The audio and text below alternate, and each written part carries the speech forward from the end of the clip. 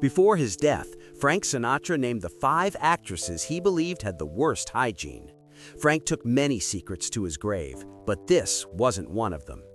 The chairman of the board was a perfectionist to the point of obsession. He changed clothes multiple times a day, showered before and after intimacy, and curated a cologne collection worth more than most people's homes.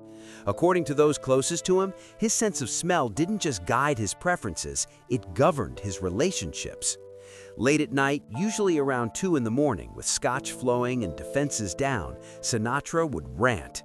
He'd charm a woman publicly, kiss her hand on stage, call her darling, then return to his hotel suite and scrub his skin raw while unleashing brutal assessments that shocked even his inner circle. For Frank, offensive odor wasn't a flaw, it was betrayal. Those who heard these confessions insist this wasn't casual gossip, it was ritual. And the women he complained about weren't nobodies, they were Hollywood royalty. Shelley Winters entered his life like a grenade. Loud, wild, deliberately messy, she was everything Sinatra wasn't. Where Frank pressed his trousers while wearing them, Shelley wore the same dress for days. She ate garlic, laughed loudly, and refused to play by anyone's rules.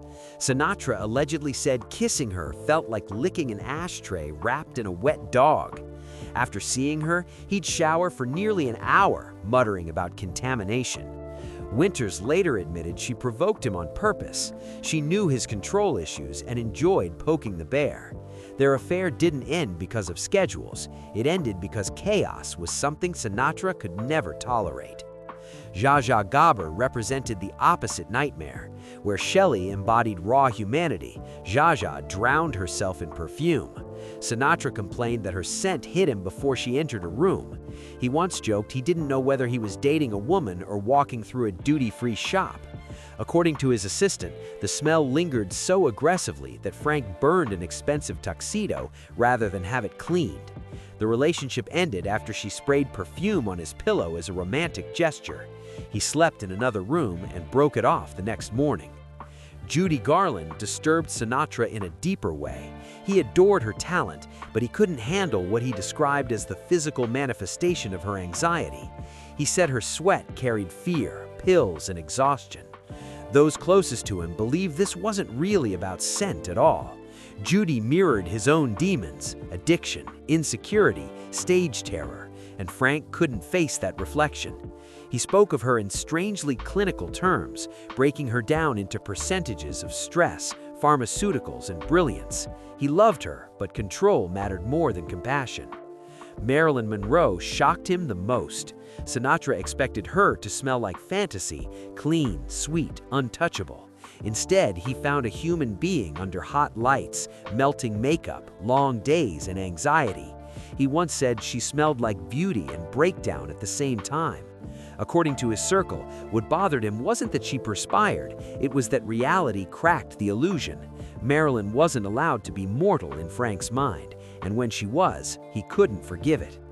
Ava Gardner was different from all the rest. She wasn't just a complaint, she was an addiction. Sinatra said she smelled like gin, cigarettes, and war. He claimed kissing her felt like licking an ashtray while getting punched in the heart. But unlike the others, he never let her go. His descriptions of her scent became poetic, obsessive, and contradictory, repulsive and irresistible at once. Those closest to him believed his fixation wasn't about hygiene at all. It was about helplessness. Ava had power over him, and Frank hated that more than anything. Psychiatrists who knew Sinatra later explained the pattern clearly. When a woman got under his skin emotionally, he fixated on her physically. It was safer to say she smells than to admit she owns my heart. His sensory judgments were emotional armor, a way to retreat into control when vulnerability became unbearable. The real scandal isn't whether these women smelled the way Sinatra claimed. It's that his power allowed those private perceptions to become accepted truth within his circle, while no one dared apply the same scrutiny to him. His cigarette breath, alcohol-soaked pores, and pharmaceutical dependencies were never cataloged. Power protected him. The women had no such shield. History, however, was never interested in Frank's late-night rants. Shelley Winters won 2 Oscars. Judy Garland left performances that still break hearts.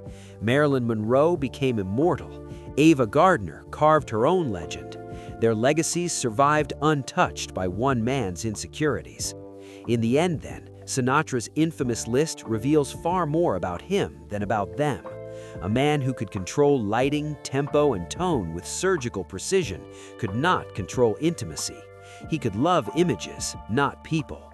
The moment fantasy gave way to reality, his nose became a weapon. The women outlived the insults, the talent outlasted the judgment, and the final verdict wasn't written by Sinatra's senses, but by history.